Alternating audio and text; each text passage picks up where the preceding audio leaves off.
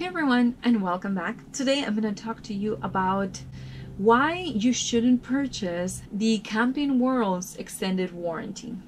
We have a Thor Freedom Elite 2017 23 feet, and we paid last year in 2017 $6,000. Those $6,000 get divided into your monthly payment, so you're basically financing. So it's easier to say yes to that. But do you really know how they work? Well, in this video I'm going to share with you why I think you shouldn't purchase the extended warranty by Camping World, and why, my experience myself. I'm going to talk about the place where I took them, which was the Camping World in Caseville, Utah, and I have quite a few bad reviews that I've written in their store Google thing, because it's just one of the worst experiences in customer service, in service itself, that I had in my entire life. Number one, when you're trying to get something fixed, our experience was that wallpaper that is right there, it was peeling. The door, it had a problem and it wasn't closing properly, so we had to slam it in order to close it. The sensors for the gray tank and the black tank were not reading properly, and that was among other details that we wanted to get done. So we called in, we made an appointment, and they said, well, we don't have an appointment until that time. And it was 2 months later. I thought to myself, well, they're busy, it's okay, I'm just gonna take it in. When I went to drop it off, it was supposed to be at 8 a.m. in the morning. We both had to go to work, my husband and I. We were driving, one was driving the RV, the other one was driving the van, and we went to drop it off. Just so you know, our first impression was horrible because nobody was there at 8 a.m.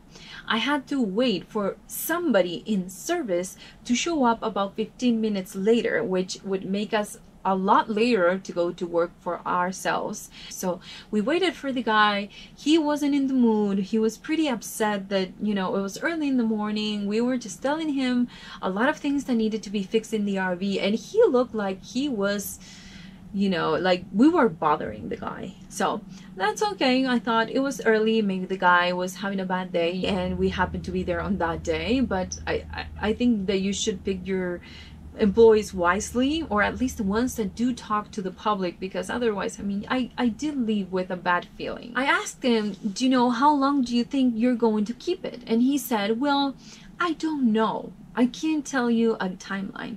So I got worried then, and I said, well, 2 weeks, 3 weeks, 4 weeks? We had a trip in 4 weeks, so we needed to get it done before then.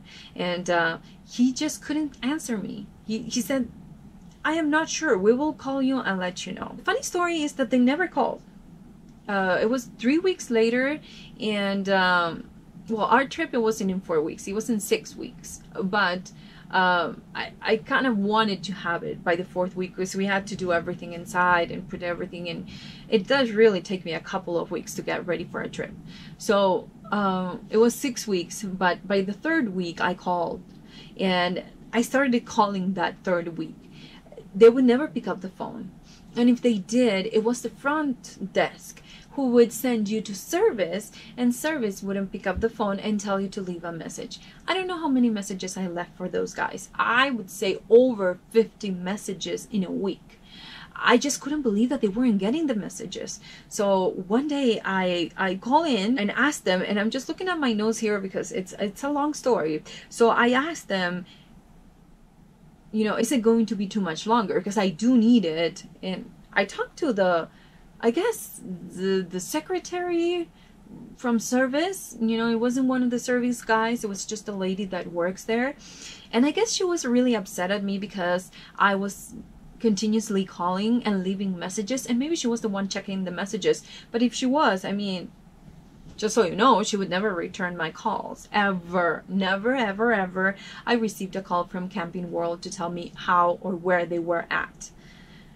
So that was kind of upsetting. And when I called her and said, I want to know if it's ready. I want to know, because it's been 3 weeks, or if it's going to take them 1 more week. I just want to know where they're at. And she would say, let me talk to this guy or that guy, and she would and they'd be like, oh no, but that guy, I mean, he left for lunch, and this other one, oh, he doesn't know what's going on. And you know, it got to the point that on the 4th week I called in and talked to her again and said, do you have any news for me? Do you know what's going on? Did they fix at least the sensors, if not the rest? And she was like, well, no, but if you want to come and pick up the RV, you can come at any time before 5 p.m. and we will have it for you ready. I'm like, what do you mean you'll have it ready for me? Is it done? And she's like, no, we'll have your key here so you can go to the front office and get your RV. So she meant to tell me that I waited 2 months for my appointment. I left the RV for a month with them and they never touched it. And so we went. I was pissed. I was really pissed. So I talked to my husband and I said, I'm going to go pick up the RV today. He was kind of mad at me. He was like, what's going on? I mean, what's the hurry? And I'm like, I talked to this lady and she just told me that they never touch it. He was like, no, she doesn't know. Well, you know what? I'm going to go get it. If you want to come with me, you know, great. If not, I was really, really upset and I was ready to tell them how upset I was about it.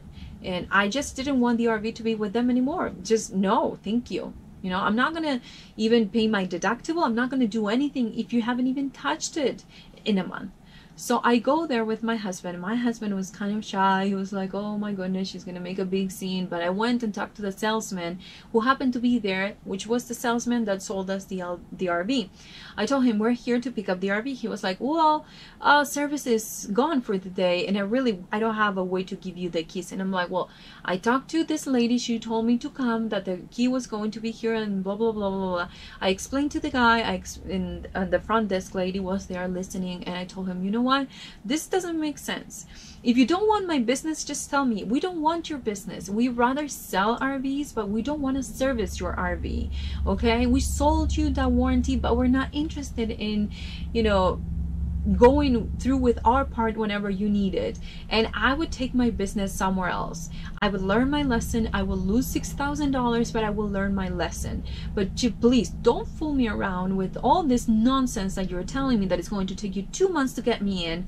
Okay, you're busy, I get it, but then keep it for a month and be in park in the same spot where we left it the first day that we dropped it here. Okay, there must be something wrong with you guys if you can't really tell me, you know what, we have extra work, we didn't think about that. Do you want to leave it? It's going to take us a few more weeks. Or do you want to come and pick it up? You know, just be mindful of people. Think about what they feel, what they need.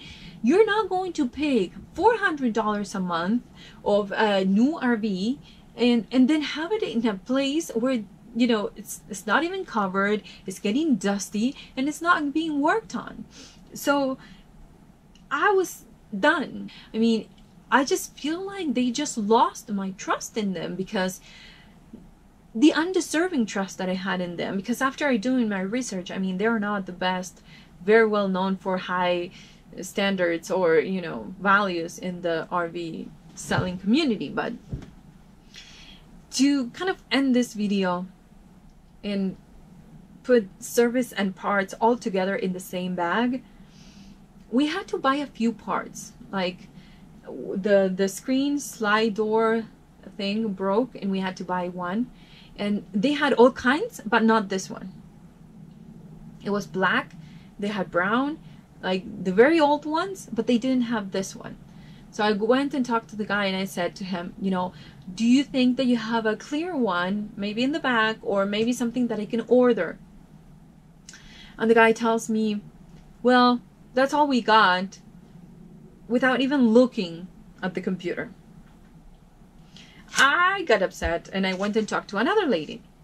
The lady looked in the computer and she said, oh yeah, we do have it, but the person that it's supposed to have the key to open wherever that we store that is not here, so you'll have to come back tomorrow. Just so you know, I have to drive for about an hour to get to the Kaysville location. Okay, so she meant to tell me that I had to go back tomorrow because nobody else has a key at 3 o'clock in the afternoon. I mean, it got a little ridiculous. And I needed to order a part for the awning on the RV in the, you know, the side, the arms, just the covers that got scratched. So I went and I brought the big number, and I thought, well, my big number has nothing to do with the RV itself, but I'm going to take everything, you know, the paperwork that I have so he can find the part for that. And as soon as I got there, he said, well, I would have to look at the awning in order to let you know how much it is. There's 6 different ones that you can buy from that brand of awning. And I said to him, well, it's a 23 feet, so it's not going to be the bigger one that you have. Can you just please look through and let me know which one do you think it will fit so I can order it? I'm not sure I can do that, and it's going to take me like half an hour. Well, perfect, I said. I can go check in the store and look around, get a few things that I need, water filters and stuff like that, and I'll come back and you can tell me that. You know, it only took him 10 minutes to find out the specific part that we needed for our RV. It's just, I feel like, at least in that location, the experience that I had with them is that they do not care about customers. All they care about is selling RVs, and then the rest is extra. I don't think that they screen their employees long enough to know the kind of people they will be with the customers. I just cannot tell you how bad my experience was with these people. And yeah, maybe I was a little bit pushy with the covers for the awning arms. But you know what? It doesn't really, I mean, he was just sitting there. I mean, it was an empty store. How much of work it would be for you to look up in a computer and put a little bit of effort to let me know how much it is so I can order it. And then when he gave me the price, I could buy it that same day, order it the same day. But he didn't even want, it seemed like he didn't even want my business. So overall, my thoughts in this is, if you have the chance to buy an extended warranty with other companies, maybe they will be different. But my experience with Camping World has been the worst. This is the Camping World in Caseville, Utah. Another thing is, I've read a lot of different reviews on different Camping Worlds all around the country, and I've heard pretty much the same experience, that they keep them forever, that they don't do anything. And honestly, truth be told, I'm kind of thankful that they haven't fixed anything. We kind of learned to fix everything ourselves, so I don't feel like we're stuck. But if I knew that they weren't going to deliver, I would have tried to fix things my way, and I'd have $6,000 in my pockets, or I would pay $6,000 extra on, you know, the balance that I have on the RV, or I would have taken a great vacation with those $6,000. So just so you know, if they offer this, if they push you this on you, just don't do it.